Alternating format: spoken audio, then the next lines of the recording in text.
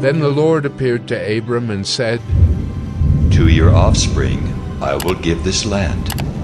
So he built there an altar to the Lord, who had appeared to him. From there he moved to the hill country on the east of Bethel, and pitched his tent, with Bethel on the west and Ai on the east. And there he built an altar to the Lord, and called upon the name of the Lord. And Abram journeyed on, still going toward the Negeb. Now there was a famine in the land, so Abram went down to Egypt to sojourn there, for the famine was severe in the land. When he was about to enter Egypt, he said to Sarai his wife, I know that you are a woman beautiful in appearance, and when the Egyptians see you, they will say, This is his wife.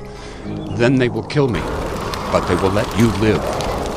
Say you are my sister, that it may go well with me because of you, and that my life may be spared for your sake. When Abram entered Egypt, the Egyptians saw that the woman was very beautiful, and when the princes of Pharaoh saw her, they praised her to Pharaoh. And the woman was taken into Pharaoh's house, and for her sake he dealt well with Abram.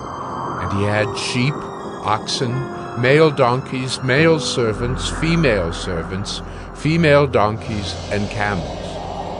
But the Lord afflicted Pharaoh and his house with great plagues because of Sarai, Abram's wife. So Pharaoh called Abram and said, What is this you have done to me? Why did you not tell me that she was your wife? Why did you say, She is my sister, so that I took her for my wife? Now then, here is your wife. Take her and go. And Pharaoh gave men orders concerning him, and they sent him away with his wife and all that he had. Genesis 13. So Abram went up from Egypt, he and his wife and all that he had, and Lot with him, into the Negeb.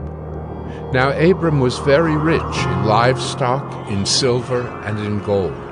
And he journeyed on from the Negeb as far as Bethel, to the place where his tent had been at the beginning, between Bethel and Ai, to the place where he had made an altar at the first.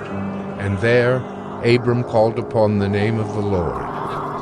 And Lot, who went with Abram, also had flocks and herds and tents, so that the land could not support both of them dwelling together, for their possessions were so great that they could not dwell together.